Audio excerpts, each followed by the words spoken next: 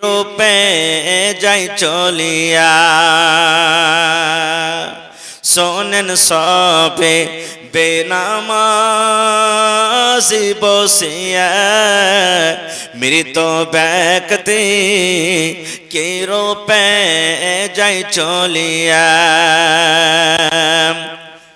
কাফন পরিয়া যখন নিয়ে যাবে কবরে মৃত ব্যক্তি কেন্দা কেন্দা বলিবে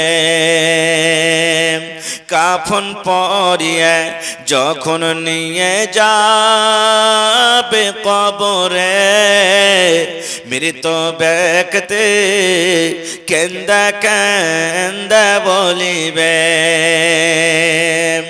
যে চারজনা নিয়ে যাবে কবরে সেই চারজনা যাবেন বোঝেন সঙ্গেতে যে চারজনা নিয়ে যাবে কবরে সে চারজনা যাবেন বোঝেন সঙ্গেতে অবশেষে সে চারজনা গেল না কবরেতে নামাইল দুইজনা অবশেষে সে চারজনা গেল না কবরেতে নামাইল দুইজনা কবর থাইকে সে দুজনা উঠিল মৃত ব্যক্তি কান্দা কান্দা বলিল অবশেষে সে দুজনা উঠিল মৃত ব্যক্তি কেন্দা কেন্দা বলিল কোথায় আছেন পরনের আব্বা জান গো বসিয়া হকের দাবি দেন গয়ামায় ছাড়িয়া কোথায় আছেন পরনের আম্মি জান গো বসিয়া দুধের দাবি দেন গয়ামায় ছাড়িয়া কোথায় আছো পরনের ভাই বোন বসিয়া খুশের সাথে দেন গয়ামায় পঠায়া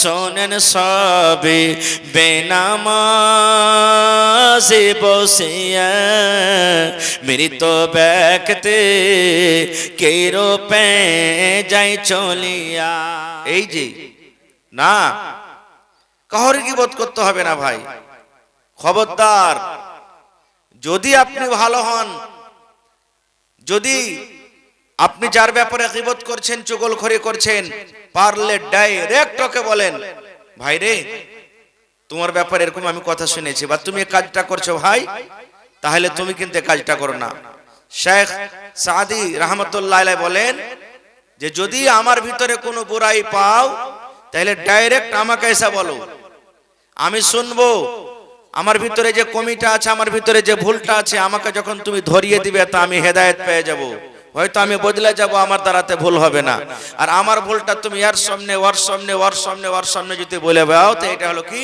গীবত হয়ে গেল গীবত হয়ে গেল এইজন্য যার ভুল তার সামনে বলো কত মা খালা এমন আছে জানেন সুবহানাল্লাহ কত মা খালা তাহলে সব মালা নয় মা খালা নয় কত মা খালা চারজন পাঁচজন বহিনেরা এক জায়গাতে বসে যাবে চারটা পাঁচটা যা মিলে এই বাড়ির একটা বহু ওই বাড়ির একটা বহু ওই বাড়ির একটা বহু তিনটা চারটা বহু মিলে এক জায়গাতে বসবে আর যত দুনিয়াতে শাশুড়ি আছে কাউকে ভালো কইবে না হয়েছে না হয় না আমার শাশুড়ি এরকম রে বুবু আমার শাশুড়ি ওরকম ও বলবে আমার শাশুড়ি এরকম বউ বলবে আমার শাশুড়ি ওরকম মানে কথাতে কথাতে সবারই কথা শেষ এটা বোঝা গেল শাশুড়ি একটা দুনিয়াতে ভালো নেই আর যত শাশুড়ি দুনিয়াতে আছে ওরা যখন 5-7 বাড়ির এক জায়গাতে মিলবে তখন কাহারি বহু একটা ভালো লাগে।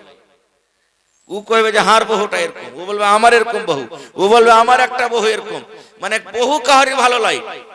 এই 2 ঘন্টা গল্প করার পরও, গুজব করার পরও, চুগলখড়ি করার পরও শেষের বেলাতে তখন কইবে বহুরে বুবুরে 2 ঘন্টা তো হয়ে গেল, বাড়ির গল্প শেষ হলো না, আর একদিন বসে তখন কাহি করবো, মানে 2 ঘন্টা তো জীব বললো না। হয়েছে না, হয় না ভাই মুসলমান? আল্লাহ তাবারাক ওয়া তাআলা জিভে দিয়েছে, মুখ দিয়েছে, এটা আল্লাহর একটা বড় নিয়ামত। এই মুখ দিয়ে গীবত করতে হবে না, চুগলখড়ি করতে হবে না, দুনিয়া ধ্বংস হয়ে যাবে। একটা হাদিসের কথা বলি, সুবহানাল্লাহ। আল্লাহর নবী মুহাম্মদ সাল্লাল্লাহু আলাইহি সাল্লাম একদিন বসে আছেন, নবীর পাঞ্জরে, নবীর সব থেকে প্রিয়, প্রিয় তো সব বিবি ভালোবাসা, নবীজি কহকে আদর করতে বেশি করেননি। আর উম্মতকে বলেছেন তোমাদের যদি এক থেকে বেশি কহরের বিবি হয়, 2টা 3টে 4টে হয়, তো রাসূল বলেছেন বরাবর করে হক তালাশ করো, মোহাব্বত করো, আদর করো, ভালোবাসা দাও। কারণ একটাকে ভালোবাসো আর আরেকটাকে না বাসো, একটাকে ভালো মন্দ খেতে দাও আর একটাকে না দাও, একটাকে সাথে মোহাব্বত করো আরেকটার সাথে না করো, একটাকে ভালো ভালো কাপড় দাও আরেকটাকে না দাও, তাহলে কিয়ামতের দিন তোমার কোমরখানা টেঁড়া হয়ে যাবে। আর আল্লাহ তাআলার সামনে কিয়ামতের দিন সব মানুষ দেখবে যে দেখো এই লোকটার একটা থেকে বেশি স্ত্রী ছিল, একটাকে ভালোবেসেছে একটাকে বাসেনি, যার কারণে অবস্থা এরকম। দেখো তো নবীজি বসে আছেন, নবীর পাঞ্জরে কে বসে আছেন? আরেকজন স্ত্রী মা আয়েশা রাদিয়াল্লাহু তাআলা আনহা, গল্প সল্প করছেন। আর নবীজির আর একটা স্ত্রী, ওর নাম হলো সাফিয়া রাদিয়াল্লাহু তাআলা আনহা, নবীর কাছে চলে আসছেন কোন দরকারে। স্বামী যখন নবীজি তার শাওহার, তার হাজবেন্ড, তার স্বামী, কোন বিবি যেতে পারেন কোন দরকার হিসাবে। মা আয়েশা খালি একটু নবীকে ইশারা করে বলছেন, নবীজি হ্যাঁ দেখেন, এই দে আপনার স্ত্রী নাটিকে দেখেন, নাটিকে দেখেন, মানে সাইজে একটু নাটি ছিলেন, খাটো ছিলেন, কে? সাফিয়া রাদিয়াল্লাহু তাআলা আনহা। তো মা আয়েশা শুধু এই কথাটা বলছেন, নবীজি দেখেন আপনার স্ত্রীকে দেখেন না, এই নাটিকে দেখেন, ইশারা করে শুধু বলছেন। আজকে আমরা কথাতে কথাতে বলি না, যদি কোনো মানুষ একটু লম্বা হয়, এই লম্বু ভাই শুনো, যারা নাটি কি হয়, নাটি নাটি বাটি, এরকম ভাবে বিভিন্ন রকম আমরা কথা বলি। কোন মানুষকে যদি ল্যাংড়া হয়, বিকলাঙ্গ হয়, ডাইরেক্ট কবে ল্যাংড়া কোনে ঝিলবে, কানাকে কানা বলে দেব না, এগুলা বলতে হবে না।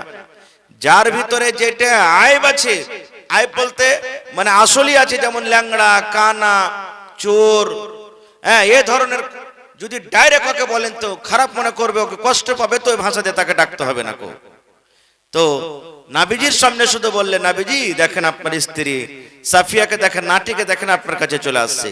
শুধু এই কথাটা বলা মাত্র নাবিজির চোখ, আপনারা বেদনার দানা দেখেছেন, দানার মতন লাল হয়ে গেল, রাগে লাল হয়ে গেল। আপনারা বলবেন এই কথাটা দেখেন লাল হওয়ার কথা কি? নবীজি কি বলছেন জানেন? এত পিয়ারি বিবি, সুবহানাল্লাহ। সে বিবিকে বলছেন, আয়েশা তুমি একটা লোককে নাটি বলেছো, তুমি একটা লোককে পাঠি বলেছো রে আয়েশা। নাটি এবং পাঠি কথাটা আল্লাহ রাব্বুল আলামিনের দরবারে এত খারাপ, পাঠি এবং নাঠি কথাটা আল্লাহকে এত অপছন্দ, আল্লাহ রাব্বুল আলামিনের দরবারে এত খারাপ। আয়েশা রে, যারা নাটি ওরাও আল্লাহর তৈরি, যারা লম্বা ওরাও আল্লাহর তৈরি, যারা মোটা ওরাও আল্লাহর তৈরি, যারা পাতলা ওরাও আল্লাহর তৈরি, যারা ধলো ওরাও আল্লাহর তৈরি, যারা কালো ওরাও আল্লাহর তৈরি। আয়েশা রে, তুমি একটা লোককে নাটা এবং পাঠা বলেছো রে বিবি, এই কথাটা আল্লাহর কাছে এত খারাপ, এত খারাপ। কথাটাকে ধরে যদি তুমি সমুদ্রে ছেড়ে দাও, এই নাটা কথাটাকে ধরে যদি একটা তুমি নদীতে ছেড়ে দাও, পুকুরে ছেড়ে দাও, আয়েশা এই কথাটা আল্লাহর কাছে এত খারাপ, এত খারাপ। কথাটাকে ধরে যদি একটা সমুদ্রে ছেড়ে দাও, গোটা সমুদ্রের পানি দুর্গন্ধ হয়ে যাবে রে আয়েশা। দুর্গন্ধর কারণে ওই সমুদ্রের পানি পান করা যাবে না। সুবহানাল্লাহ, হাদিসের কথা। আয়েশা, সমুদ্রের পানি পান করা যাবে না, এত দুর্গন্ধ হবে পানিতে। বলার উদ্দেশ্য নবীজি দেখাইতে চাইছেন যে কত খারাপ। আর আজকে যে আমরা রাত দিন এক অপরের যে আমরা গীবত করছি, তাহলে অবস্থা কি হবে কিয়ামতের দিন? জানতে পারছেন ভাই? আল্লাহর নবী মুহাম্মদ সাল্লাল্লাহু আলাইহি সাল্লাম রাস্তা দিয়ে একদিন হেঁটে চলে যাচ্ছেন, মানে সওয়ারির উপরে, সওয়ারি হয় গাধা হোক কিংবা ঘোড়া হোক, সওয়ারির পরে সওয়ার হয়ে চলে যাচ্ছেন। সাহাবায়ে কেরাম শুনতে আছেন, ভালো করে শুনবেন মায়েরা খালারা, আপনারাও, আপনাদের দ্বারাতে বেশি এই গুনাহটা হয়েছে। তাও চলে যাচ্ছেন, হাঁটছেন হাঁটছেন, হঠাৎ করে সওয়ারি ধিড়কে গেল। ধিড়কে বুঝেন তো আপনারা? মনে হয় ফেলে দিবে নবীজিকে, এরকম ঝিড়কে গেল। নবীজি নামলেন, নামা পর দেখছে ওখানে কয়েকটা কবর আছে। কি আছে? কবর আছে। সাহাবায়ে কেরামকে বলছেন, হ্যাঁ গো, এই কবর গুলাকে তোমরা জানো? বলছে, জি নবীজি জানি। এবার নবীজি কে বলছেন, দেখেন এরে আমার সাহাবীরা, আমার সওয়ারি ধিড়কে গেল, তোমরা কি জানো কি কারণে ধিড়কিল? বলছেন, না নবীজি আমরা জানি না। নবী আমার বললেন, এই কবরের ভিতরে আযাব হয়, কবরের ভিতরে শাস্তি হয়, আর যারা জীব জন্তু ওরা কবরের আযাব জানতে পারে, আল্লাহ রাব্বুল আলামিন তারাকে জানান এবং শোনান। মানুষ এবং জিন ছাড়া, মানুষ এবং জিন কবরের আযাব কিন্তু শুনতে পাই না। নবী আমার বলেন, কবরের ভিতরে তাকে এমন ভাবে শাস্তি হয়, হাউমাউ করে চিৎকার করে। আমি যদি আল্লাহকে বলি, রব্বুল আলামিন তুমি আমার সাহাবীরাকে তুমি কবর আযাবটা তুমি শুনিয়ে দাও, আল্লাহর দরবারে যদি আমি দোয়া করি, হয়তো আল্লাহ রাব্বুল আমিন তোমাদেরকে শুনিয়ে দেবে, তোমরা কবর আযাব জানতে পারবে। কিন্তু আমি এরকম দোয়া করব না। কেন করব না? এই জন্য করব না, যদি তোমরা কবর আযাবের ব্যাপারে তোমরা জেনে নাও, যদি কবর আযাব তোমরা শুনে নাও, তাহলে ডরের কারণে, ভয়ের কারণে তোমরা মানুষকে দফন করবে না, মানুষকে তোমরা দফন করবে না। সাহাবায়ে কেরাম বলছেন, নবীজি গুনাহগালা কি করতো কেরা? কোন গুনার কারণে এরাকে কবরে আযাব হয়? নবী আমার বললেন, দুটা লোককে দু প্রকারের গুনার কারণে আযাব হয়। এরা যদি ইচ্ছা করলে পারে গুনাহ থেকে বাঁচতে পারতো। গুনাহ দুটা হলো বড় রে, গুনাহ দুটা বড়, পাপ দুটা বড়, কিন্তু গুনাহ থেকে বাঁচাটা হলো খুব সহজ। আল্লাহর নবী বলেছেন, এক নম্বর গুনাহ, এক নম্বর পাপ, এই লোকটা যে কবরের ভিতরে আযাব হয়, এই পেশাবের ছিটা থেকে বাঁচতক না। এক নম্বর গুনাহ পেশাবের ছিটা থেকে বাঁচতক না। পেশাব যখন করত, ছিটে ছিটে ছিটে ছিটে পায়ে পড়ে যেত, জুতাতে পড়ে যেত, পায়জামা লুঙ্গিতে পড়ে যেত, এই পেশাবের ছিটে থেকে বাঁচতক না। আর দুই নম্বর গুনাহ নবী বলেছেন, এই যে কবরের ভিতর আরেকজনের আযাব হয়, ই গীবত করত, বেশি বেশি করে চুগলখড়ি করত। নারে তাকবীর! গীবত করত। তাহলে দেখেন দুটা কত বড় পাপ। কত ভাই এমন আছেন পেশাব করবে পানি নেবে না, মতলবের ভিতরে আছে না নেই ভাই? মনে করবে নামাজ পড়ি না তো পানি লে কি করব? আরে ভাই নামাজ পড়েন না তো একটা গুনাহ হলো, পানি নিলেন না তো আরেকটা যে গুনাহ হয়ে গেল। কম করে একটা গুনাহ করলেন তো একটা তো নেকিও করেন, কমসে কম একটা গুনাহ থেকে বাঁচেন। আরে পানি কিনতে কি আপনাকে টাকা লাগছে? আল্লাহ তো নিয়ামত দিয়েছে পানি, পানিটা নিয়ে যদি আপনি পেশাব করেন তো কি অসুবিধা হয়ে গেল? এই জন্য পানি লে পেশাব করবেন। পানি যদি না পান, এমন জায়গাতে চলে গেছেন পানি পান না, তো ঢেল তো আছে, ঢেল ইস্তেমাল করেন, সুখা ঢেল ইস্তেমাল করেন। কত আল্লাহ আসান করেছেন, কত ছুট দিয়েছেন। মুসা নবীর জামানাতে আল্লাহ কত কড়া করে শরীয়ত দিয়েছিলেন জানেন? যদি পেশাব করতে যে কোনো জায়গাতে পেশাব লাগতো, তো জায়গাটাকে চামড়াখানটাকে কাইটা ছিঁড়ে ফেলতে হতো। এত আল্লাহ রাব্বুল আলামিন তো কত আসান করে দিয়েছেন আমাদের জন্য। আর মা খালারাকে বলবো, এখন তো আল্লাহর রহমতে খুব মা খালারা ভালো। কারণ আগেকার মায়েরা, আগা জামানার মায়েরা খালারা, ওরা পেশাব পায়খানা করতে যেত যখন ল্যাট্রিন বাথরুম বাড়তে ছিল না, তো পেশাব পায়খানা করে এসে তখন বাড়তে ওরা পানি খরচ করত। আল্লাহর রহমতে এখন এগুলা সব পড়ালেখার ভিতরে এসেছে, তো এগুলা দূর হয়ে গেছে। কিন্তু পুরুষের মধ্যে একটা বদ অভ্যাস এখন আছে, ই পেশাব করে পানি নেবে না। এই নওজওয়ান যারা এখনো নেন না পানি, খবরদার পানি নেবেন, নইলে পাপে গুনাহ আপনার হয়ে যাবে। দুই নম্বর চুগলখড়ি করত। গীবত আর চুগলখড়িতে পার্থক্য আছে, আলাদা আলাদা। কিন্তু গীবত কাকে কহে? আপনি এমনই লোকের ব্যাপারে কথা বলছেন যে এখানে মজুদ নাই। এটা মজুদ নাই। যেমন উদাহরণ নিয়ে এলেন কোন হাজি সাহেবের ব্যাপারে, আরে ওই সোলেমান হাজি ও তো এরকম ওরকম, ওই যে ওর খিফত শুরু করে দিলেন, এটা হলো কি গীবত। আর চুগলখড়ি কাকে কহে? আমার কথা আপনাকে লাগিয়ে দিলে, আপনার কথা আমাকে লাগিয়ে দিলে তো ভেঙে যায়, কারা ফাটাফাটি শুরু হয়ে যায়, একে বলে কি চুগলখড়ি। চুগলখড়ি যে করবে নিজ ধ্বংস হবে, অপরকে ধ্বংস করে দিবে। যেমন একটা উদাহরণ দিই আপনাদেরকে, একটা মিসাল দিই যে চুগলখড়ি কত বড় খাতারনাক জিনিস হয়। একটা লোক একটা গোলাম বিক্রি করতে গেছে বাজারে। আগা জামানাতে গোলাম বিক্রি হইতো, দাস দাসী বাজারে বিক্রি হইতো। যেমন গরু ভৈঁস এখন বাজারে বিক্রি হয় না, তখন চাকর নৌকার বাজারে বিক্রি হইতো। একটা লোক একটা চাকরকে গোলামকে বিক্রি করতে গেছে বাজারে, আর এলান করছে, যেমন এখন কবি বেচে, মাছ বেচে, ভাই আমার মাছ নিয়ে এলাও, আমার কবি নিয়ে এলাও, আমার পেঁয়াজ নিয়ে এলাও, এরকম এলান করছে না, করে না বাজারে, আপনারা জানছেন। তো যে গোলামটা বিক্রি করতে গেছে এলান করছে, কি গেছে, কইছো ভাই আমার গোলাম নিয়ে এলাও, কাম কাজে খুব ভালো, ভাই আমার গোলাম নিয়ে এলাও, কাম কাজে খুব ভালো। কিন্তু একটাই শুধু এর ভিতরে বদ অভ্যাস আছে যে একটু বেশি বেশি করে গীবত করে, খালি চুগলখড়ি করে, একটু খালি চুগলখড়ি করে। ই কিন্তু অরিজিনাল কথাটা বলে দিয়েছে সবার সামনে। এই কি বলছে, আমার গোলামটা তুমি নিয়ে এলাও, সব কাজ ভালো, খালি একটু করে চুগলখড়ি করছে। ভালো করে শুনবেন কিনা কথাটা। একটা লোক তখন এসে বলছে যে, মানে গ্রামের মোড়ল সর্দার, কইছে হ্যাঁ হ্যাঁ আমার একটা ছেলে পেলে নাই, 10-15 বিঘা জমি জায়গা আছে, কে খাইবে?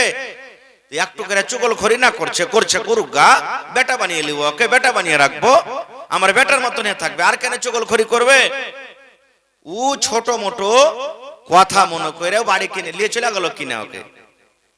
এবার থাকে থাকে যে চুগলখড়ি যে করবে, ওর যেটা বদ অভ্যাস কোনোদিন ভুলতে পারবে? পারবে না। মোড়ল ওকে যত জমি জায়গা ছিল সব সাথে সাথে করে 2-4 দিনে দেখিয়ে দিয়েছে। দেখিয়ে দেওয়ার পর একদিন তখন মোড়লকে বলছে, মোড়ল জি আমার মনটা ভালো লাগে না, আমি বাড়িতে থাকবো, আপনি যান কামে যাবেন। তো চলে গেলেন। বাড়িতে তখন আছে, তখন চাকরটা ওই মোড়লনিকে কইছে, মোড়লনি একটা কথা বলবো। বলছে কি রে বাপ? বলছে মোড়ল যে আমাকে কয়েকদিন যে ঘুরাইতে লাগলো জমিতে, জানছেন একটা বেটি ছেলে সুন্দর চক্কর চলছে খুব। দেখেন কথাটা কি লাগেছে, ও চক্কর চলছে, আপনি বুঝতে পারেন না?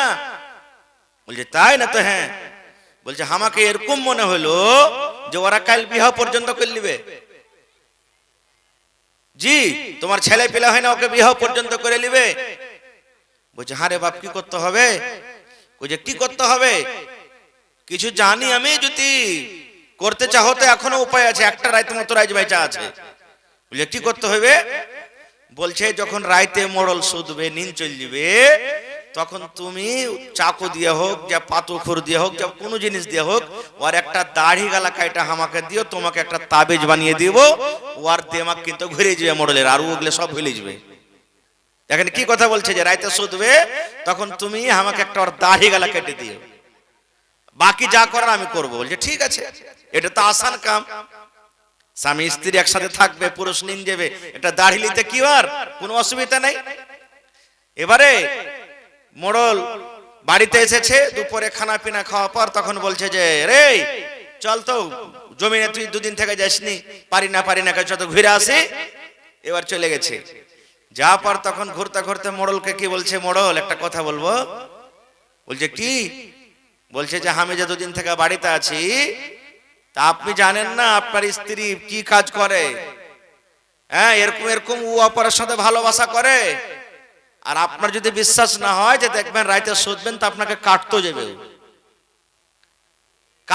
আপনাকে। আপনার যদি বিশ্বাস না হয় তো পাতি লিয়া হোক বা চাকু লিয়া হোক আপনাকে কাটতে যাবে।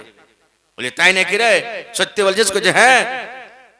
বলছে ঠিক আছে, তাহলে জমিন জায়গা ঘোরাফোরা করা, ইসার নামাজ পড়ে শুতেছে 2 জন। এবার এক অপরকে জোগাইছে। কি জোগাইছে? মোড়ল নিন যাই না যে মরা সুতলে পারি তোর একটা দাড়ি কাটবো, তাবিজ বানাবো, আর মোড়লে নিন যাই না যে আমি নিন যেতে গেলে হয়তো আমাকে ছুরিতে জবাই করে দিবে। এক অপরের তালে আছে। আব কেউ নিন যাই না, রাত 12, 1, 2টা হিচ্ছে। তখন এই করতে করতে মোড়ল বলছে যে না একটু আমাকে বাহানা করতে হবে, ভোগা দিয়ে। মোড়ল এই পেঁয়াজ মানুষ বুঝতে পারবে, যারা মোড়ল কত কষ্ট করে ওরা মুজরিমের মুখ দিয়ে কথা উগলাছে তা ওরাই জানছে। ভোগাদি একটু চোখখানটা খালি বন্ধ করেছে, এমনি নাক ডাকালছে, আর মোড়লনি মনে করছে যে ই বোন হয় শুতে গেছে। এখন চাকরখানটাকে বাহির করে আবার দাড়ি কাটতে যাবে, আর গপ করে হাতখানটা ধরে নিয়ে বলছে যে আমার চাকর তো ঠিকই বলেছে, ই শয়তান তো আমাকে মানে কি যে মারতে যাচ্ছিল, চাকরখানটাকে নিয়ে আবার পেটে দিলে ভরে শেষ। এবারে ওর বাপ ভাইরা জানতে পেরেছে মোড়লনির যে আমারকে বহিনকে বা বেটিকে মেরে দিয়েছে, ওরা সকালে এসে দিলে মোড়লকে মেরে। দেখেন কিবত কি জিনিস, ধ্বংস হলো না হলো না দুজন। সমাজে ঠিক এরকমই হয়েছে ভাই।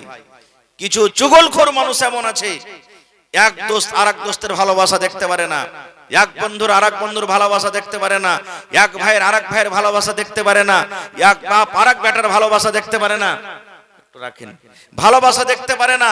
যার কারণে সমাজে এরকম হয়েছে। কত দেখবেন জীবনে এরকম ভাবে মানুষের জীবন নষ্ট হয়েছে ভাই আমার। এই জন্য এই গীবত আর চুগলখড়ি খুব সব থেকে বড় খতরনাক জিনিস।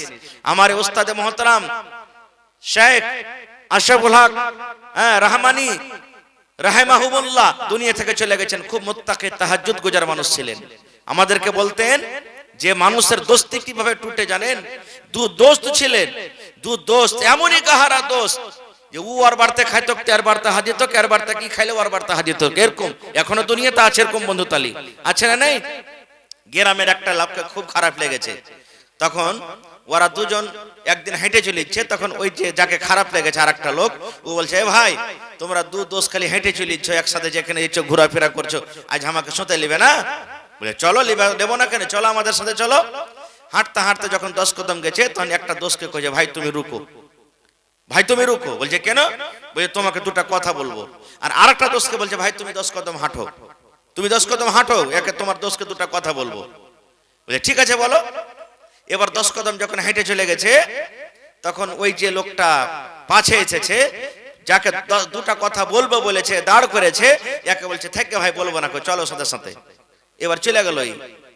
10 কদম হাঁটা পর তখন দু দোষ আবার এক জায়গাতে হেছে, তখন আগেকার দোষটা পরেকার দোষকে কইছে, হাজি দোষ কি কহিলে উ, আপনারা বলেন তো কি কহেছে,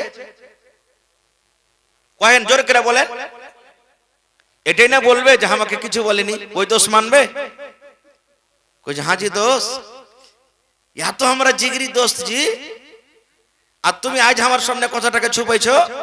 কইছি হ্যাঁ জি দোষ আসলেই বলবো, কে বলেনি? কইছে ওরে আল্লাহ, তুমি আমার দোস্তিটাকে ভেঙে দিলে জীবনের যে দোষ, হ্যাঁ ওইটাই তোমার লেগে ভালো হয়ে গেল, ওর কথাটা তুমি আমাকে শুনেলে না। এই দেখেন দোস্তিকে ভেঙে দিলে। এই জন্য গীবত আর চুগলখড়ি খুব খারাপ। এই জুবান দিয়েছে আল্লাহ খুব বড় নিয়ামত। এতে কি পড়িতে হবে? একটা দোয়া শিখিয়ে দিচ্ছি আপনাদেরকে। এই যে 2026 সাল শেষ হয়, আপনাকে দোয়া দিচ্ছি, এই দোয়াটা পড়েন আপনারা। কি নবী আমার বলেছেন, সহিহ বুখারী শরীফের আখরি হাদিস, কালিমাতানি হাবিবাতানি ইলার রহমানি সাকিলাতানি ফিল মিজানি ওয়া খাফিফাতানি আলাল লিসান। কত সুন্দর দোয়া জানেন? নবী আমার বলেছেন, কালিমাতানি হাবিবাতানি ইলার রহমানি, দুটা কালিমা, দুটা কথা আল্লাহর কাছে খুবই ভালো, আল্লাহর কাছে খুবই ভালো। তা আল্লাহ যে কথা দুটা ভালোবাসেন, তো কথা দুটা খারাপ হইতে পারে? জোরে বলেন, খারাপ হইতে পারে? আল্লাহর রাসূল বলছেন আল্লাহকে কথা দুটা খুব ভালো। ওয়াসাকিলাতানি ফিল মিজান, আর কথা যখন তারাজুতে ওজন করা হবে রে ভাই, খুবই ভারী হবে, খুবই ভারী হবে। দুয়াটার ফজিলত এটা। 3 নম্বরে নবী বলেছেন, ওয়া খাফিফাতানি আলাল লিসান, আর ওই দুয়াটা যখন আপনি জুবানে পড়িতে যাবেন একবারে হালকা হবে। পড়িতে পারবো না এরকম কোনো নয়, যারা পড়ালেখা ওরাও পড়িতে পারবে, যারা পড়ালেখা করেনি ওরাও পারবে, যারা আরবি জানে ওরাও পারবে, যারা আরবি জানে না ওরাও পারবে। আল্লাহ রাসূল বলেছেন, যারা মাদ্রাসাতে পড়ালেখা করেছেন তারাও পারবে, যারা পড়ালেখা করেনি তারাও পারবে। এত সহজ, এত আসান, পড়িতে পারবো না, জিভে আটকে যাবে, যাবে, পড়িতে আমার খাস্তানা হবে কিংবা পড়িতে কষ্ট হবে, এরকম কোনো কথা নাই। তাহলে দোয়াটার ফজিলত হয়ে গেল তিনটে। এক নম্বর ফজিলত, দোয়াটা আল্লাহ ভালোবাসেন। দুই নম্বর ফজিলত, মিজানের পাল্লাতে বেশি ভারী হয়ে যাবে। তিন নম্বর ফজিলত, জুবানে পড়েতে কোনো মুশকিল হবে না। নবী বলেছেন দোয়াকে সুবহানাল্লাহি ওয়া বিহামদিহি সুবহানাল্লাহিল আযীম। পড়েন আমার সাথে, মায়েরা মনে মনে আপনারাও পড়েন, আর আপনারা একটু জোর জোর করে পড়েন সুবহানাল্লাহি ওয়া বিহামদিহি সুবহানাল্লাহিল আযীম সুবহানাল্লাহি ওয়া বিহামদিহি সুবহানাল্লাহিল আযীম। ভেজাল লাগলো? কত মা খালা আছে ওই শুরু খানটা পড়বে, কালিমা তানে হাবিবা তানে ইলার রহমানে ওয়া সাকিলা তানে ফিল মিজানে ওয়া খাফিফা তানে আলাল লিসান। এখানটা করা পড়বে, এখানটা আপনাকে মুখস্থ করতে হবে না। এখানে হলো দুয়ার ফজিলত, আপনাকে পড়তে হবে শুধু এখানটা সুবহানাল্লাহি ওয়া বিহামদিহি সুবহানাল্লাহিল আযীম সুবহানাল্লাহি ওয়া বিহামদিহি সুবহানাল্লাহিল আযীম। এ আমার মায়েরা, খালারা, এ আমার দিদিরা, ইয়া কপরের গীবত না করে, ইয়া কপরের চুগলখড়ি না করে, ইয়া কপরের বুরাই না করে, মাকে, খালাকে, বোনরে, ভাইরে, যদি এই দোয়াটা আপনি পড়েন, এই দোয়াটা যদি আপনি পড়েন, আল্লাহ খুশি হয়ে যাবেন, আল্লাহ রাজি হয়ে যাবেন। আপনার কিয়ামতের দিন মিজানের পাল্লা ভারী হয়ে যাবে, মিজানের পাল্লা ভারী হয়ে যাবে, আল্লাহ রাব্বুল আলামিনের দরবারে পেয়ারা বান্দা বান্দি হয়ে যাবেন। নারে তাকবীর। একটা আপনাকে দোয়া দিয়ে দেন, আর একটা দোয়া শিখালেন। দোয়াটা তো জানছে মা খালারা, কিন্তু মেলায় মানুষ ফজিলত জানে না। কি দোয়া? লা ইলাহা, পড়েন, লা ইলাহা ইল্লা আনতা সুবহানাক ইন্নী কুনতু মিনাজ জালিমিন।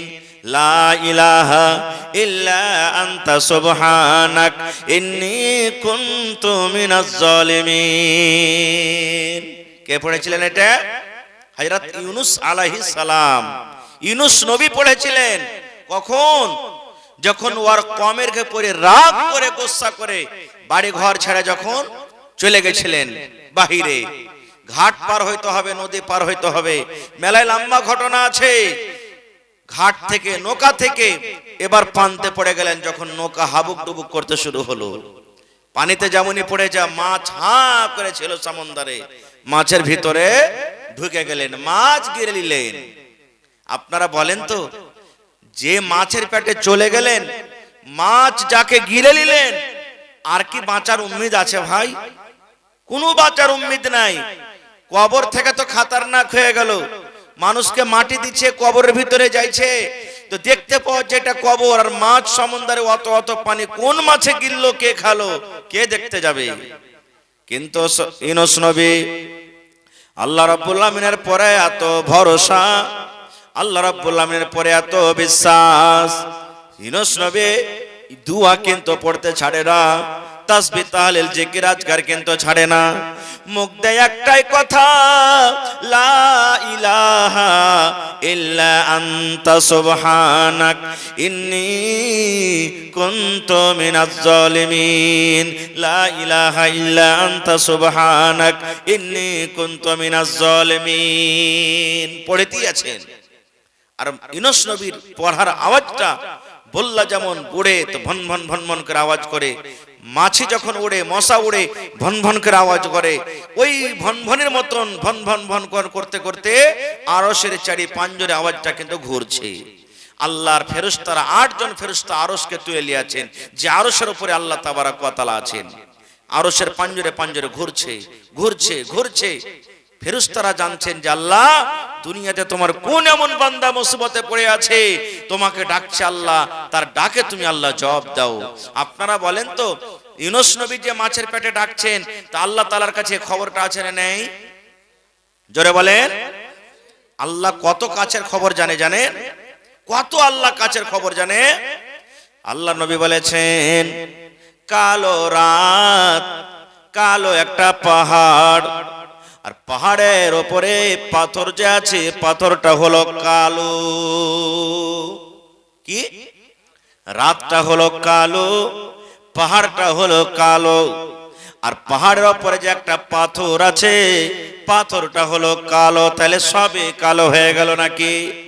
নবী বলেছেন কালো রাত, কালো পাথর, পাহাড়ের উপরে পাথর আছে, পাথরটা হলো কালো, পাহাড়ও কালো, রাতটা হলো ঘুটঘুটা কালো। এরকম রাতের বেলাতে যদি একটা সাপ পাথরের ওপর দিয়ে হেঁটে চলে যায়, আল্লাহ রাব্বুল আলামিন বলেন বান্দারে আমি সাত আকাশের ওপরে আরশ থেকে আমি আল্লাহ তাআলা ওই সাপটা যে চলে পাহাড়ের ওপরে পাথরের ওপরে, আমি আল্লাহ সাপটাকে দেখতে পাই এবং কত জোরে জোরে চলে ওর পায়ের আওয়াজ পর্যন্ত আমি আল্লাহ জানতে পারি। কম্পিউটার যদি লাগিয়ে দেন তো সাপ যে চলে ওর পায়ের আওয়াজ কম্পিউটার পর্যন্ত ফেলে যাবে, আল্লাহ বলছে আমি শুনতে পারি। তাহলে ইউনূস নবী যে মাছের পেটে আল্লাহকে ডাকছেন, তো আল্লাহ তার কথা জানে না? জানে, জানে। আল্লাহ রাব্বুল আমিন দুনিয়ার মানুষকে এটাই মেসেজ দিতে চাই, রে মানুষ, আমার নবী ইউনূস যেমন মাছের পেটে পড়ে পড়ে এত বড় মুসিবতে আছে, তাও আমাকে ডাকে, আমার কাছে মদদ চাহি।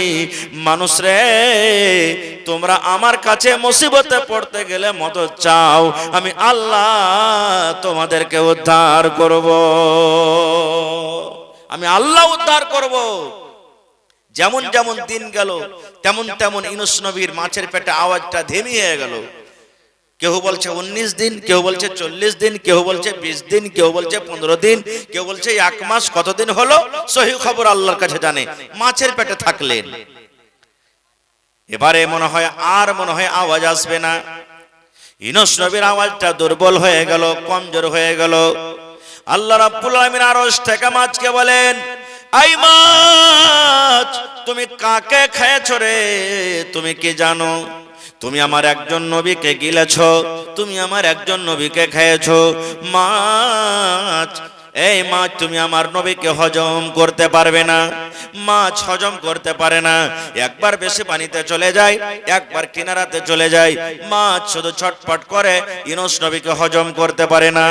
আর ইউনূস নবী মাছের পেটে দোয়া পড়ে চলে যান, লা ইলাহা ইল্লা আনতা সুবহানাক ইন্নী কুনতু মিনাজ জালিমিন, এই পড়িতে আছেন। এবার আল্লাহ রাব্বুল আলামিন মাছকে বলছেন, মাছ রে, তুমি সমুদ্রের কিনারাতে চলে যাও, তুমি ঘাটের কিনারাতে চলে যাও, সমুদ্রের কিনারাতে তুমি চলে যাও। আর যাওয়ার পর আমার নবী ইউনূসকে তুমি উগলিয়ে দাও। মাছ উগলে দিলেন। নবী আমার বলেছেন, তুমি কষ্টতে পড়ে গেছো, তুমি মুসিবতে পড়ে গেছো, তুমি পেরেশানিতে পড়ে গেছো, তুমি মাঝে মাঝে এই দোয়াটাকে পড়ো, লা ইলাহা ইল্লা আনতা সুবহানাক ইন্নী কুনতু মিনাজ জালিমিন। যতবার পড়বেন পড়েন, ইয়ার কোনো টাইম টেবিল নাই পড়ার। জালসা শুনে বাড়ি যাবেন, পড়িতে পড়িতে চলে যান। আপনি বিছানায় শুতে যাবেন, 2-4 বার পড়লেন। ওযু করে মসজিদে দিকে যাবেন, পড়িতে পড়িতে চলে যান। মসজিদে এখন সুন্নাত পড়ে বসে আছেন, বসে বসে পড়েছেন, কোনো মানা নাই। এই ভাই মুসলমান, মায়েরা খালারা বাড়িতে ভাত রান্না করে, মাঝে মাঝে পড়ে নিলেন। বাচ্চাকে দুধ পান করাই, মাঝে মাঝে পড়ে নিলেন। আগ্নে গলি ঝাড় দেয়, মাঝে মাঝে পড়ে নিলেন। রাস্তা পে আরো হাঁটে, কোনো কাম করে পড়ে নিলেন। বন্ধুরা, জীবনে কোন মানুষের গীবত, কোন মানুষের চুগলখড়ি করার থেকে যদি আপনি এই সমস্ত জিকির আজকার, এই সমস্ত তাসবিহ তাহলিল পড়েন, তাহলে আল্লাহ রাব্বুল আমিন আপনার পরে খুশি হয়ে যাবেন। হবে না? হবে না? হয়ে যাবেন ভাই মুসলমান। তবে জিভাটা হলো কি আল্লাহ রাব্বুল আমিন বড় একটা নিয়ামত। এবার বলবেন মওলানা, নিয়ামত আল্লাহর আছে কত? আল্লাহ কত নিয়ামত আমাদেরকে দিয়েছেন? আল্লাহ তাআলা কোরআনে অন্য জায়গাতে বলছেন, ওয়া ইন তাউদ্দু নি'মাতাল্লাহি লা তুহসুহা। আল্লাহ রাব্বুল আমিন এত নিয়ামত মানুষকে দান করেছেন, এত নিয়ামত দান করেছেন। আল্লাহ বলেন দুনিয়ার মানুষ রে, খাতা কলম নিয়ে যদি তোমরা আমার নিয়ামতকে তোমরা লিখতে লাগো, খাতা কলম নিয়ে যদি আমার নিয়ামতকে তোমরা গিনতি করো, আল্লাহ বলেন বান্দারে আমার নিয়ামত লেখে তোমরা শেষ করতে পারবে না। যারা বৈজ্ঞানিক তারা কি বলছেন জানেন? যারা সায়েন্স তারা বলছেন দুনিয়াকে 3 ভাগে ভাগ করা হয়েছে। কয় ভাগে ভাই? 3 ভাগে। 3 ভাগের মধ্যে 2 ভাগ শুধু পানি আছে দুনিয়াতে, জল, আর 1 ভাগ মাত্র শুখা আছে। তো শুখার মধ্যে ছোট ছোট নদী, খাল, বিল, পুকুর, নদী যত দেখছেন এই 1 ভাগের মধ্যে আছে। তাহলে দুনিয়াতে পানির মাত্রা বেশি হলো না শুখার মাত্রা? পানির মাত্রা। এবার বলছেন সুবহানাল্লাহ, আল্লাহ রাব্বুল আলামিন বলেন, নবীজি বলেছেন দুনিয়াতে যত পানি আছে সমস্ত পানিকে তুমি যদি রং করে দাও রে বান্দা, তুমি রং করে দাও। আগেকার মানুষ যারা বুড়া মানুষ আছেন, বুজুর্গ মানুষ আছেন, এরকম কলম ছিল না বলওয়ালা, যেগুলা মানুষ বিহা সাজিতে রং মাখে না, রংওয়ালাকে গুইলে পাটখড়ি কিংবা কমচির কলম করে একটু করে ডুবাইতো কার লিখতো, একটু করে ডুবাইতো কার লিখতো নাকি? আপনারা দেখেননি যখন নওজওয়ান আছে, আমার বয়স্ক যারা বাপজি বয়স আছেন তারা জানে, লিখেছেন। আল্লাহ রাব্বুল আলামিন বলেন দুনিয়ার মানুষ রে, দুনিয়াতে যত পানি আছে রে বান্দা, সমস্ত পানিকে যদি তুমি রং করো, রং করে দাও রে বান্দা। আর দুনিয়াতে যত গাছ গাছালি আছে রে বান্দা, সমস্ত গাছকে কেটে কেটে তুমি যদি কলম করে নাও, আল্লাহ বলেন দুনিয়ার মানুষ রে, দুনিয়ার সমস্ত পানিকে তুমি যদি রং করে দাও রে বান্দা, তুমি যদি রং করে দাও, আর সমস্ত গাছ গাছালি দুনিয়াতে যত আছে কেটে কেটে কেটে কেটে তুমি কলম করে দাও। আর তারপরে আল্লাহ বলেন আমার যদি তোমরা আমার নিয়ামত লেখতে যদি তোমরা শুরু করে দাও, আল্লাহ বলেন দুনিয়ার মানুষ রে, দুনিয়ার সমস্ত পানি যত আছে রং করে শেষ হয়ে যাবে রে বান্দা। দুনিয়ার যত গাছ আছে সমস্ত গাছ লিখতে লিখতে কলম করে লিখতে লিখতে ক্ষয় হয়ে যাবে, কিন্তু আল্লাহ বলেন বান্দা রে, লা তুহসুহা, আমার নিয়ামত লেখে তোমরা শেষ করতে পারবে না। এত নিয়ামত আমি দিয়েছি, আল্লাহ বলছেন আমার নিয়ামত লেখে শেষ করতে পারবে না। কি কি নিয়ামত, কি কি নিয়ামত আল্লাহ তাবারক ওয়া তাআলা দিয়েছেন? ভাই মুসলমান, একটা নিয়ামতের কথা বলছি। এখন আপনারা এই সময়তে আমরা ভোরবেলাতে ফজরের নামাজ পড়ে চা নাস্তা বাড়িতে কিংবা দোকানে হয়েছে না হয় না? কথা বলেন হয়েছে না হয় না? 8টা 9টা যেমনি বাঁচলো, রুটি ভাত যে যেটা খায়, আবার জোহরের নামাজ পড়া পর ভাত, আবার আসরের নামাজ পড়া চলে গেলাম চক কিংবা বাড়িতে চা বিস্কিট, আবার মাগরিবের পর কিংবা এশারের পর ভাত কিংবা রুটি। 3 বার 4 বার আমাদের খাবার হচ্ছে। কিন্তু আমার নানা দাদু নানি দাদিরা যারা মহিলা প্যান্ডেলে বসে আছেন জিজ্ঞাসা করেন আজ থেকে 20 বছর আগে 4 বার দূরের কথা কত কত দিন এমন কেটে গেছে যে একবার পর্যন্ত জুটেনি, গেছে না যায়নি? এত কষ্ট করে দিন কেটেছেন। সুবহানাল্লাহ। আল্লাহর নবীর জামানাতে নবীর বাড়িতে একদিন কিচ্ছু নাই, কিছুই নাই। নবীজি ভোকের কারণে, খোদার কারণে, হাদিস এসেছে লাইলা ওয়া নাহারা, দিন কিংবা রাতের বেলাতে বাড়ি থেকে বের হয়ে গেলেন। দেখি কোন আনসারীর বাড়িতে খেতে পাচ্ছে কি পাই না।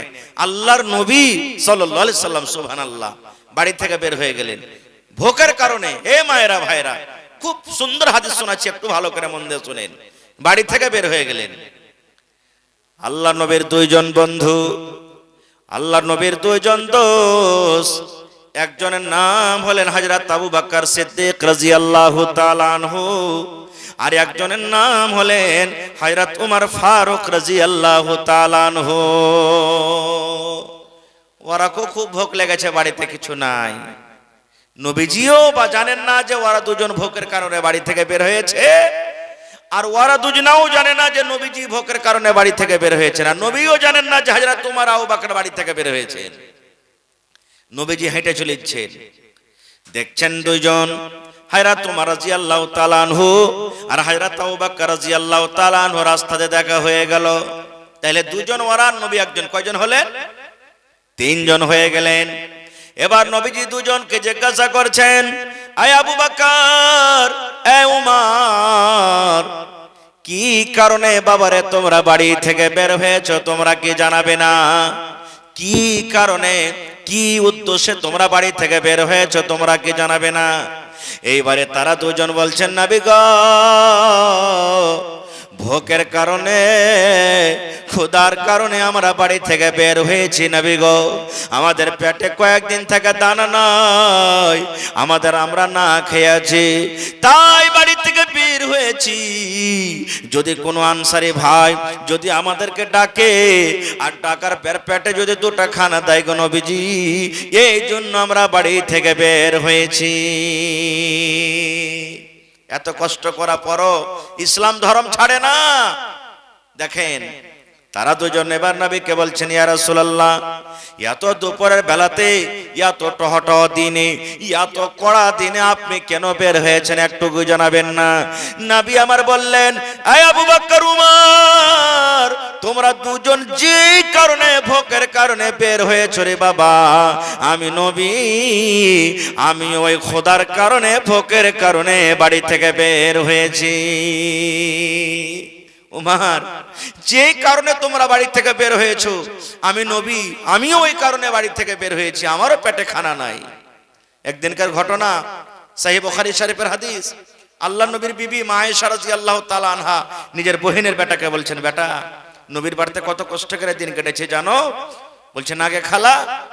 বলছে, বেটা রে, দু মাস নবীর বাড়িতে কেটে গেছে রে ধন। নবীর বাড়িতে কিছু রান্না বান্না করবো বলে চুলা জ্বালতে পারিনি, আখা জ্বালতে পারিনি, দু মাস এমনি এমনি কেটে গেছে বেটা রে।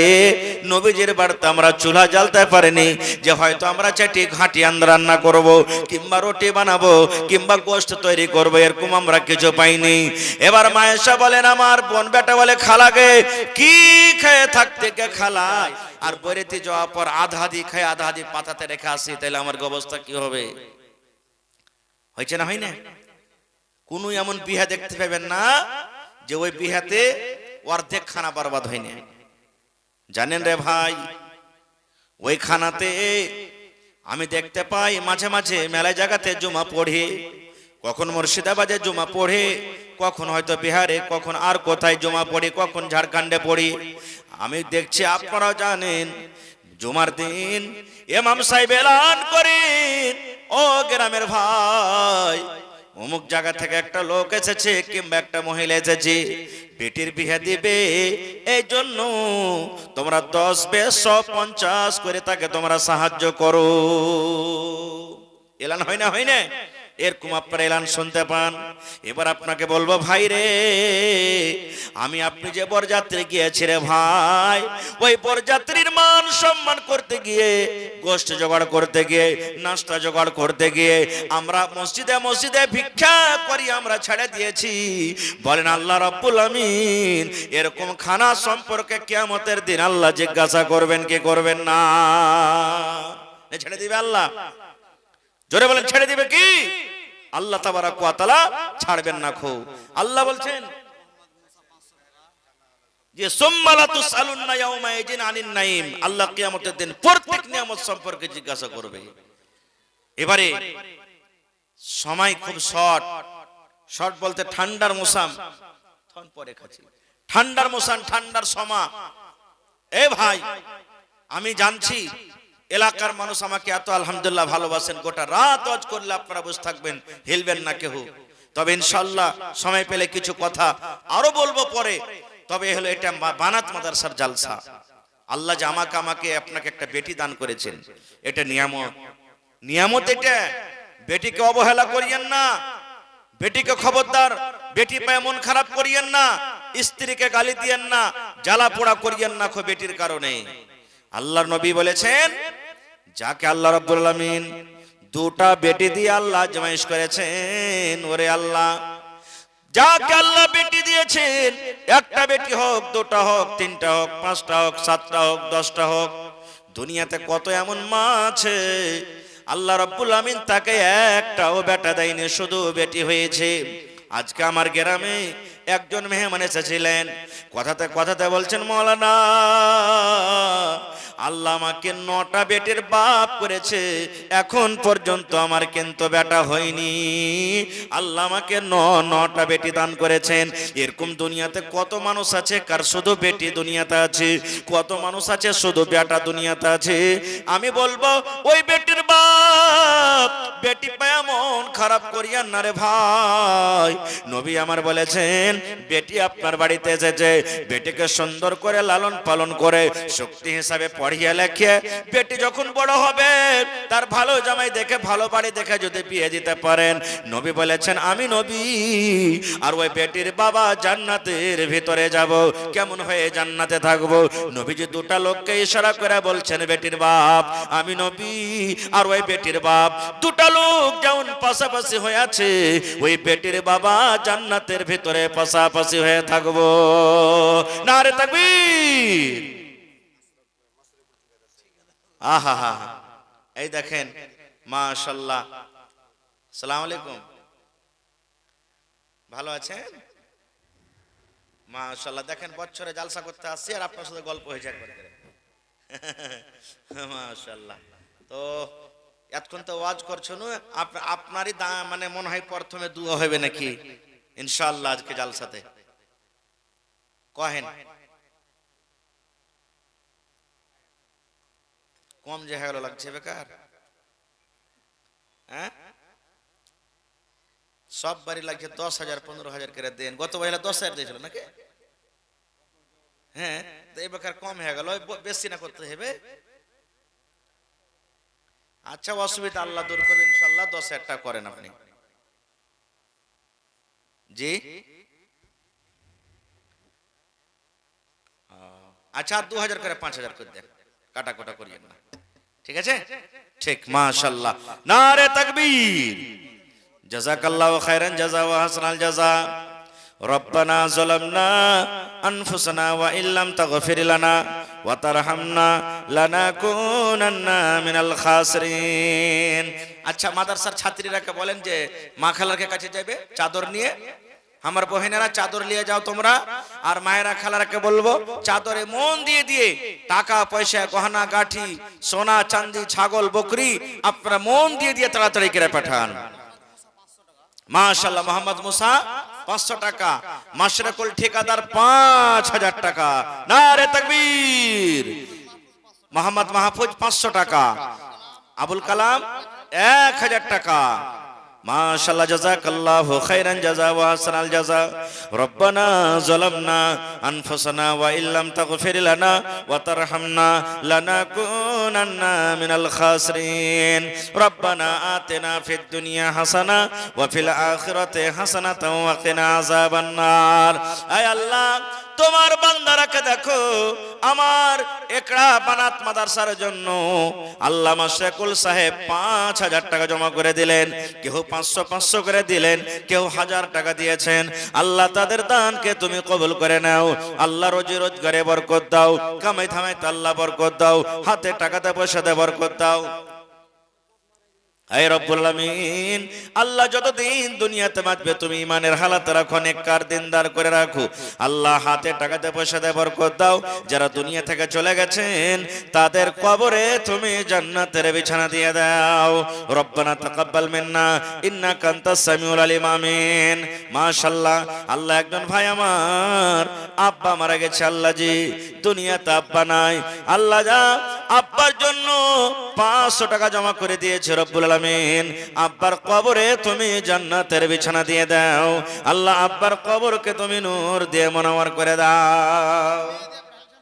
আহা হা। আরো একজন বোন নাম না বলিল, নাম তার কোনো মতে জানা নাহি গেল, পরিমাণ 500 টাকা দিয়ে গেল দান। এই দান কবুল করো তুমি সুবহান, পূর্ণ করো আল্লাহ তার মনের আরমান। দেখেন রাতের বেলাতে ডিম চলেছে যে আল্লাহুস সামাদ। নারে তাকবীর।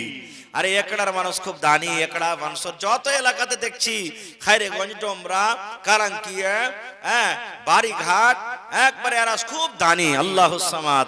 রাতের বেলা তাহার কোন বহিন দুটা ডিম দিয়েছে, তাহলে মুরগিও দিবে, ছাগলও দিবে ইনশাআল্লাহ তাআলা। মাশাআল্লাহ, জাযাকাল্লাহ। আল্লাহ তোমার একজন বান্দি দুটা ডিম দিয়ে গেল রব্বুল আলামিন, তার দানকে আল্লাহ তুমি কবুল করে নাও আল্লাহ জি। মাশাআল্লাহ। তো হার বাপজি 500 টাকা দিয়ে চলে যেতে হবে নাকি? হ্যাঁ, আল্লাহুস সামাদ। কমসে কম দুপারা কোরআনের দাম তো দিবে 2000 টাকা। হ্যাঁ হ্যাঁ, মাজবে আল্লাহ দেখ, বরকত দেখ, বিজনেস আল্লাহ তারাক্কি দেখ। এ ভাই 30 পারা কোরআনের দাম লিব আপনার কাছে, 30,000 টাকা। এক পারা কোরআনের দাম 1000, আধ পারার দাম যদি দেন তো 500 টাকা। আসেন। আহা, এই দেখেন এনামুল হক সাহেব, আমার জামে বাপজি, এক পারা কোরআনের দামে 1000। নারে তাকবীর। মা বাপ দুজনই কবরে চলে গেছেন, আর আরেকজন দিয়েছেন 500 টাকা। তাহলে 30 পারা কোরআনের দাম লিব ভাই। দেখেন 1.5 পারা হাতে হয়ে গেছে আমার, আর 500। দেখেন জামাই বাবু খুব পেয়ারা জিনিস জি, সুবহানাল্লাহ, নারে তাকবীর। দেখেন এনামুল হক জামাই বাপজি 1.5 পারা কোরআনের দাম 1,500, আর একজন আমার কেউ ভাই দিয়েছে 500 টাকা মা বাবার জন্য, মোহাম্মদ রফিক। দেখেন আব্দুল মালিক, হ্যাঁ সুবহানাল্লাহ, 1.5 পারার দাম, আর এখানে 500, 2 পারা হয়ে গেল মাশাআল্লাহ, আর 28 পারা কোরআন। এ মায়েরা আপনারা খুব দানি, দেন 500 হাজার করে দেন। আল্লাহ একজন নূরাইন একটা বাচ্চি, শরীর অসুস্থ, আল্লাহ আযবিল বাস রব্বান নাস ইশফি আনতা শাফি লা শিফা ইল্লা শিফাউকা শিফা আল্লাহ ইগাদিরু সাকামা। আল্লাহ আরো দুজন বোন 100 করে 200 টাকা জমা করে গেল মাশাআল্লাহ। আহা হা হা। এই দেখেন আমার এনামুল হক সাহেবের বাপজি ভাই মারা গেছে, ওয়াসিক, তার জন্য সুবহানাল্লাহ। কে দিলে এটা? আহা, আমার একজন খালাজান নিজের স্বামীর জন্য 2টা সোনার লাখ মনে দিয়ে দিয়েছেন মাশাআল্লাহ, নারে তাকবীর। আল্লাহ স্বামী দুনিয়াতে নাই, মাথার তাজ দুনিয়াতে নাই, ছাতা দুনিয়াতে নাই, কবরের ভিতরে চলে গেছেন। আল্লাহ স্বামীর কবরে তুমি জান্নাতের বিছানা দিয়ে দাও, আল্লাহ স্বামীর কবরকে তুমি নূর দিয়ে মুনাওয়ার করে দাও। এই রব্বুল আমিন, যতদিন খালা আমার বাঁচবে ইমানের হালাত রাখো, নেককার করে রাখো, আমিন। ভালো আছেন? কে বেঈমানেরা চিনলো না, বিনা দোষে নিষ্ঠুরেরা দিল কতই যন্ত্রণা। দয়ার সাগর নবীজিকে বেঈমানেরা চিনল না, বিনা দোষে নিষ্ঠুরেরা দিল কতই যন্ত্রণা। শত শত কাফের ছিল, শত শত বেঈমান ছিল, নবীজি ছিলেন একজনা। সবাই বলে মারো পাথর, কেউ তো নিষেধ করলো না। সবাই বলে মারো পাথর, কেউ তো মানা করলো না। এত পাথর মারলো সেই দিন তয়েফ দেশের বেদিনে, এত পাথর মারলো সেই দিন তয়েফ দেশের বেদিনে। আঘাত খায়ে দয়ার নবীজি পড়েছিলেন জমিনে। বেহুশ হইয়া দয়ার নবীজি পড়েছিলেন জমিনে। গায়ে যত কাপড় ছিল, গায়ে যত কাপড় ছিল, রঙিন হইল রক্ততে। কত রক্ত জমেছিল দয়ার নবীর জুতাতে। ছিল দয়ার নবীর জুতাতে। রক্ত দেখা দয়ার নবীজি দিলে কোনো পারোয়া করলেন না, দুঃখে দুঃখে দিন কাটালেন, সুখের চিন্তা করলেন না। দুঃখে দুঃখে দিন কাটালেন, সুখের চিন্তা করলেন না। হায়রে আল্লাহ হায়রে খোদা, কেমন করে কি করব, দয়ার নবীর দিনের ওপর কেমন করে চলিব। নারে তাকবীর। আজকে জলসার যোগ্যতময় শ্রদ্ধেয় সভাপতি সাহেব, উপস্থিত ওলামায়ে কেরাম, সামনে বসে থাকা ইসলাম দরদি দিন দরদি ভাই ও বাবাজিরা, পর্দানশীল